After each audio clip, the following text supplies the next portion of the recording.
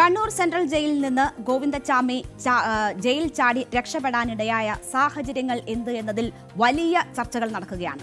നമുക്കറിയാം, ജയിൽ ചാടി വളരെ പെട്ടെന്ന് പിടിക്കാൻ കഴിഞ്ഞു. അത് പോലീസുകാരേക്കാൾ കൂടുതൽ നാട്ടുകാരുടെ ജാഗ്രതയിലാണ്. അപ്പോഴും എന്തൊക്കെ വീഴ്ചകളാണ് ഈ ജയിൽ ചാടുന്ന സാഹചര്യത്തിലേക്ക് എത്തിച്ചത് എന്നത് വലിയ രീതിയിൽ ചർച്ചയാവുകയാണ്. വലിയ വീഴ്ചകൾ ജയിൽ വകുപ്പിന് സംഭവിച്ചു എന്നതിന്റെ വിവരങ്ങൾ തന്നെയാണ് പുറത്തുവരുന്നത്.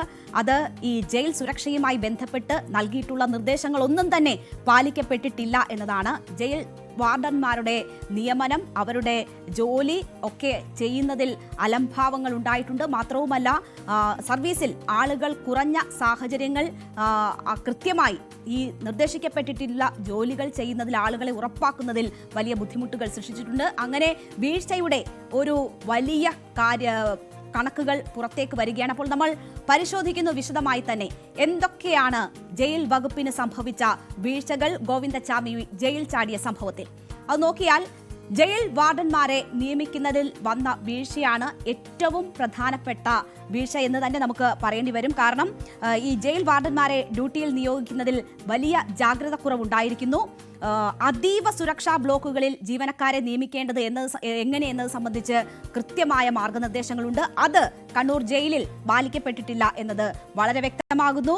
കൊടും കുറ്റവാളികളുള്ള 10ാം ബ്ലോക്കിൽ അങ്ങനെ കൊടും കുറ്റവാളികളെ താമസിപ്പിക്കുന്ന ഇടങ്ങളിൽ എങ്ങനെ വേണം ജാഗ്രത എന്നത് നിർദ്ദേശിച്ചിട്ടുണ്ട്. അത് ഇവിടെ പാലിക്കപ്പെടാതെ പോയിരിക്കുന്നു. ഡ്യൂട്ടിയിൽ ആളുകൾ ഇല്ലാത്ത സാഹചര്യം പോലും ഇവിടുത്തെ സംബന്ധിച്ച് ചൂണ്ടിക്കാണിക്കപ്പെടുന്നുണ്ട്. അതീവ സുരക്ഷയ്ക്കായി നിയമിച്ച വാർഡന്മാരെ മറ്റിടങ്ങളിൽ ജോലി ചെയ്യിപ്പിക്കുന്ന സാഹചര്യം ഉണ്ടാകുന്നു. എവിടെയായിരുന്നു ഇവിടുത്തെ സുരക്ഷാ വാർഡൻ? അവിടെ മറ്റൊരു ജയിലിലെ അന്തേവാസിയെയും കൊണ്ട് ആശുപത്രിയിൽ പോയിരിക്കുകയാണ് എന്ന വിവരമാണ് വന്നത്. അപ്പോൾ അതിന് പോകാൻ ആളുകളില്ല. അതിന് നിയോഗിക്കപ്പെട്ടിരിക്കുന്നത് ഈ ജയിൽ വാർഡനാണ്. ഇവരുടെ അതീവ സുരക്ഷ വേണ്ടുന്ന ഈ കൊടും കുറ്റവാളികളുടെ കാര്യങ്ങൾ നോക്കേണ്ടുന്ന ജയിൽ വാർഡൻ മറ്റു ജോലിക്കായി നിയോഗിക്കപ്പെട്ടിരിക്കുന്ന കാര്യമാണ് ഇവിടെ വ്യക്തമാകുന്നത്. അങ്ങനെ ജയിൽ വകുപ്പിന് വലിയ വീഴ്ചകൾ സംഭവിച്ചു എന്നതാണ് വ്യക്തമാകുന്നത്. അത് കണ്ണൂർ സെൻട്രൽ ജയിലിലെ മാത്രം വീഴ്ചയല്ല, മറ്റു പലയിടങ്ങളിലും ഇങ്ങനെ ജോലിക്ക് നിയോഗിക്കുന്നതിൽ വലിയ വീഴ്ചകൾ സംഭവിച്ചിരിക്കുന്നു. വിശദമായി തന്നെ ഇത് പരിശോധിച്ചാൽ ABCD എന്നീ സബ് ബ്ലോക്ക് അടങ്ങിയ 10ാം ബ്ലോക്കിൽ വാർഡൻ ഡ്യൂട്ടിക്ക് മാത്രമായി നിയമിക്കുന്നത് 14 വിരമിച്ച സൈനികരെയാണ് ഇതിനുവേണ്ടി മാത്രമായി നിയമിക്കേണ്ടത്. പക്ഷേ ആ നിയമനം നടന്നിട്ടുണ്ടോ? ജില്ലാ സൈനിക് ബോർഡിൽ നിന്നാണ് ഇത്തരം ജീവനക്കാരുടെ നിയമനം ഉണ്ടാകേണ്ടത് എന്നത് വളരെ വ്യക്തമായി തന്നെ നിർദ്ദേശമുള്ളതാണ്. പക്ഷേ അത് പാലിക്കപ്പെട്ടിട്ടില്ല. ആക്രമണകാരികളായ ജയിൽ പ്രതികളുടെ നിരീക്ഷണം ഉറപ്പുവരുത്തുകയാണ് ഇവരുടെ ജോലി. ഒരു ഡെപ്യൂട്ടി പ്രിസണർ ഓഫീസറും 4 ജീവനക്കാരുമാണ് സ്ഥിരമായി ജോലിയിൽ വേണ്ടത്. അപ്പോൾ ഇങ്ങനെ സുരക്ഷ സംബന്ധിച്ചുള്ള കൃത്യമായ നിർദ്ദേശങ്ങളുണ്ട്. അതിൽ എത്ര പേർ വേണമെന്നും എവിടെയൊക്കെ അവരെ നിയമിക്കണമെന്നും നിർദ്ദേശങ്ങളുള്ളപ്പോൾ ഇത് പാലിക്കപ്പെട്ടിട്ടില്ല എന്നതാണ് അവിടെ ഈ വലിയ വീഴ്ച സംഭവിച്ചതിലേക്ക് കാര്യങ്ങൾ നയിച്ചത്. അതിനപ്പുറം മറ്റു പല വീഴ്ചകളുമുണ്ട്.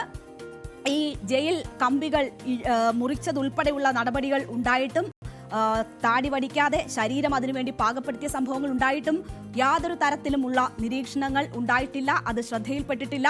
അപ്പോൾ ഈ അതീവ സുരക്ഷാ ജയിലിൽ കിടക്കുന്ന ഇത്രയും കൊടും കുറ്റവാളികളെ പോലും ആരും നോക്കാനും കാണാനുമില്ല എന്നത് വളരെ വ്യക്തമാവുകയാണ്. അതിൽ ഈ നിയമനങ്ങളിൽ വരുന്ന പാളിച്ചകൾ ഒരു കാര്യമാണ്. ഒപ്പം ആൾ കുറവാകുമ്പോൾ അവർ മറ്റു ജോലികൾക്ക് നിയോഗിക്കപ്പെടുന്നു എന്നതൊരു വസ്തുതയാണ്. അപ്പോൾ ആ തരത്തിലൊക്കെയുള്ള വലിയ ഗുരുതരമായ വീഴ്ചകൾ ഇവിടെ സംഭവിച്ചിരിക്കുന്നു എന്നതാണ് വ്യക്തമാകുന്നത്. അത് കൂടുതൽ പരിശോധനകളിൽ വ്യക്തമായി വരുന്ന കാര്യമാണ്. അതോടൊപ്പം തന്നെ ഇന്ന് വലിയ രീതിയിൽ ഈ വിഷയം ചർച്ചയാകുമ്പോൾ ആഭ്യന്തര വകുപ്പ് മുഖ്യമന്ത്രിയാണ് കൈകാര്യം ചെയ്യുന്നത്. മുഖ്യമന്ത്രിയുടെ നേതൃത്വത്തിൽ ഇന്ന് ഉന്നതതല യോഗം ചേരുകയുണ്ടായി. ഈ സാഹചര്യങ്ങൾ കൃത്യമായി തന്നെ ആ യോഗത്തിൽ പരിശോധിച്ചു. ചീഫ് സെക്രട്ടറി ഉൾപ്പെടെയുള്ളവർ ഈ യോഗത്തിൽ പങ്കെടുത്തു. അപ്പോൾ ഇന്ന് മുഖ്യമന്ത്രി വിളിച്ച യോഗത്തിൽ ചില പ്രധാനപ്പെട്ട കാര്യങ്ങളും തീരുമാനങ്ങളും ഉണ്ടായിട്ടുണ്ട്. മുഖ്യമന്ത്രി തന്നെ ഈ യോഗത്തിൽ ഈ സാഹചര്യം വളരെ ഗൗരവതരമാണ് എന്ന് പറഞ്ഞു എന്നാണ് മനസ്സിലാക്കുന്നത്. അപ്പോൾ ഈ സാഹചര്യത്തിന്റെ ഗൗരവം എന്താണ് എന്നത് മുഖ്യമന്ത്രി ഉൾക്കൊള്ളുന്നു. ആ കാര്യം ഉൾക്കൊണ്ടുകൊണ്ട് തന്നെ ചില തീരുമാനങ്ങളിലേക്ക് ഈ യോഗം എത്തിയിട്ടുണ്ട്.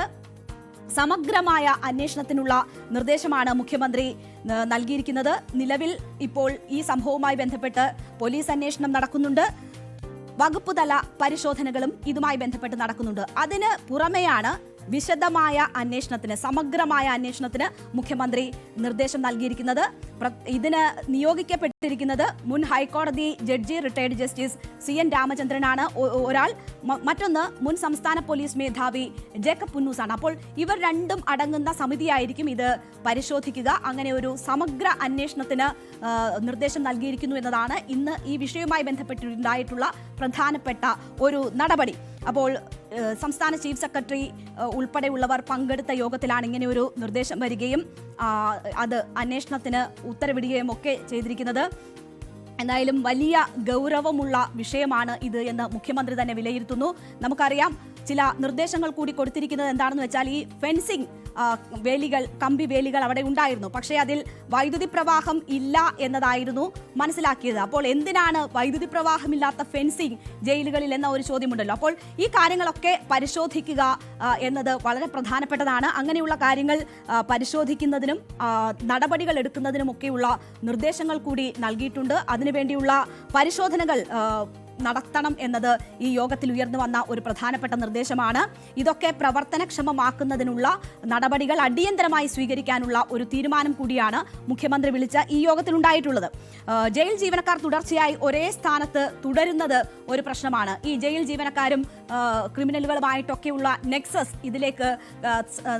ഇതിനൊക്കെ കാരണമാകുന്നുണ്ടോ എന്ന സംശയങ്ങൾ ഉണ്ടാകുന്നുണ്ട്. ഈ കേസിലും കണ്ണൂർ ജയിലിലും ഉദ്യോഗസ്ഥ തലത്തിൽ നിന്നൊക്കെയുള്ള സഹായങ്ങൾ ഈ പ്രതിക്ക് ലഭിച്ചിട്ടുണ്ടോ എന്നതാണ് പ്രധാനപ്പെട്ട സംശയം. അപ്പോൾ അതുകൊണ്ട് തന്നെ അങ്ങനെയുള്ള പരിശോധനകൾ കൂടി നടത്തുന്നുണ്ട്. അതൊക്കെയും മുഖ്യമന്ത്രിയുമായുള്ള യോഗത്തിൽ ഇന്ന് വളരെ പ്രധാനപ്പെട്ട ചർച്ചയായി വന്നു. അതൊക്കെ പരിശോധിക്കാനും അതിലൊക്കെ നടപടികൾ അടിയന്തരമായി സ്വീകരിക്കാനുമുള്ള ഒരു നിർദ്ദേശം കൂടി മുഖ്യമന്ത്രി നൽകിയിട്ടുണ്ട്. അപ്പോൾ ഇതാണ് ഇന്ന് പ്രധാനമായും ഇത്ര വലിയ ഗൗരവമുള്ള ഒരു വിഷയം ഉണ്ടായപ്പോഴുള്ള എന്തൊക്കെ വീഴ്ചകൾ എന്നത് സംബന്ധിച്ചും ഒപ്പം പിന്നീട് എന്തൊക്കെ നടപടികൾ ഉണ്ടായിട്ടുണ്ട് എന്നത് സംബന്ധിച്ചുമുള്ള പ്രധാനപ്പെട്ട വിവരങ്ങൾ. നമ്മൾ ഈ സംഭവം നടന്നപ്പോൾ തന്നെ ഉയരുന്ന വളരെ പ്രധാനപ്പെട്ട ഒരു സംശയമാണ്, ഒരു കൈപ്പത്തി ഇല്ലാത്ത ഒരാൾക്ക് എങ്ങനെ ഈ മതിൽ ചാടാൻ കഴിയും എന്നൊക്കെയുള്ള വലിയ വലിയ സംശയങ്ങൾ ഉണ്ടാകുന്നുണ്ട്. അപ്പോൾ ഇതിന് ആരെങ്കിലെയൊക്കെ സഹായങ്ങൾ ലഭിച്ചിട്ടുണ്ട് എന്നത് എല്ലാവർക്കും ഉയരുന്ന ഒരു സംശയമാണ്. ഇതിലൊരു പ്രതികരണം ഇന്ന് നമ്മൾ കേട്ടത് വളരെ പ്രധാനപ്പെട്ടതുമാണ്. ആ പ്രതികരണം, 2 കൈയുള്ള ആളുകൾ ചെയ്യുന്ന എല്ലാ കാര്യങ്ങളും ഗോവിന്ദചാമിക്ക് ചെയ്യാൻ കഴിയും എന്നതാണ് പറയുന്നത്. അത് പറയുന്നത് ഫോറൻസിക് സർജനും മഞ്ചേരി മെഡിക്കൽ കോളേജിലെ കോറൽസ് വിഭാഗം മേധാവിയുമായ ഡോക്ടർ ഹിതേഷ് ശങ്കറാണ്. അപ്പോൾ ഹിതേഷ് ശങ്കർ നേരത്തെയും നമുക്ക് അറിയാവുന്ന വ്യക്തിയാണ്. സൗമ്യ വധക്കേസിൽ ഗോവിന്ദചാമിക്കെതിരെ ഹിതേഷ് ശങ്കർ നൽകിയ പരിശോധനാ റിപ്പോർട്ടും മൊഴിയും ആണ് ശിക്ഷ ഉറപ്പാക്കുന്നതിൽ വളരെ പ്രധാനപ്പെട്ടത്. അപ്പോൾ ആ ഹിതേഷ് ശങ്കറിന്റെ പ്രതികരണം നമുക്കൊന്ന് കാണാം. ഇയാൾ ഒറ്റക്കയ്യനെന്നോ ഒരു കൈപ്പത്തി ഇല്ലാത്തത് കൊണ്ട് ഇയാൾക്ക് എന്തെങ്കിലും ചെയ്യാൻ കഴിയില്ല എന്നൊന്നും കരുതേണ്ട. വളരെ കരുത്തനാണ്. 2 കൈയുള്ള മനുഷ്യർ ചെയ്യുന്ന എന്തും ചെയ്യാൻ മാത്രം ശക്തനാണ് ഗോവിന്ദചാമി എന്ന് അദ്ദേഹം പറയുന്നു.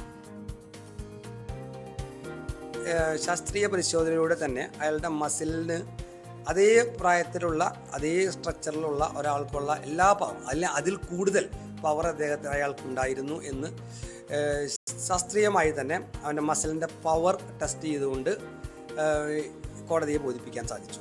ഇപ്പോൾ നിങ്ങൾ കുറച്ച് കാലത്തും ഒരു ഗോവിന്ദചാമിനെയും ഇപ്പോഴത്തെ ഗോവിന്ദചാമിനെയും ഒന്ന് നോക്കിയാൽ മനസ്സിലാവും. അദ്ദേഹം ഫാറ്റ് കുറച്ചിട്ട് ശരീരത്തിലെ ഫാറ്റിൻ്റെ അളവ് വളരെയധികം കുറഞ്ഞിരിക്കുന്നു. അപ്പോൾ അതിന് പുറമെ ഇപ്പോൾ മൂപ്പര് ഫുഡ് കൺട്രോൾ ചെയ്ത് അതിൻ്റെ ഉതകുന്ന രീതിയിൽ, അതായത് ഒരു അത്ലറ്റിൻ്റെയൊക്കെ പോലെ ഉള്ള ശരീരമായി അയാളുടെ മാറിയിരിക്കുന്നു. നല്ല ഫിസിക്കൽ സ്ട്രെങ്ത് ഉള്ളൊരു പ്രതി തന്നെയായിരുന്നു. മാത്രമല്ല അയാൾ അതിനു വേണ്ടിയുള്ളൊരു മനോധൈര്യവും അതിനുവേണ്ടി ആ മനസ്സിനനുസരിച്ച് ശരീരത്തെ രൂപപ്പെടുത്താൻ അയാൾക്ക് സാധിച്ചു. അതായത് കുറച്ച് കാലങ്ങളായിട്ട് തന്നെ അദ്ദേഹം അതിനുള്ള ശ്രമം നടത്തിക്കൊണ്ടിരിക്കുകയാണെന്നാണ് അയാളുടെ ഫിസിക്ക് കാണാൻ മനസ്സിലാകുന്നത്. അപ്പോൾ അയാളുടെ ശരീരത്തിൻ്റെ ഓരോ മസിൽസിൻ്റെ പവർ നോക്കിയാൽ നമുക്ക് മനസ്സിലാവും. ഇത് മുകളിലേക്ക് കയറാൻ അദ്ദേഹത്തിന് നിഷ്പ്രയാസം സാധിക്കുന്നു. മാത്രമല്ല ഒരു കൈ കൊണ്ട് മാത്രം കയറാൻ പറ്റുമെന്നുള്ള ചോദ്യം എപ്പോഴും ഉന്നയിക്കാവുന്നൊരു സമയം. ഒരു കൈ തന്നെയാണ് ഉപയോഗിച്ചിട്ടുണ്ടാവുള്ളൂ, മറ്റേ കൈ ജസ്റ്റ് സപ്പോർട്ട് കൊടുത്തുകൊണ്ട് അദ്ദേഹത്തിന് അതിന് മുകളിലേക്ക് കയറാൻ സാധിക്കും.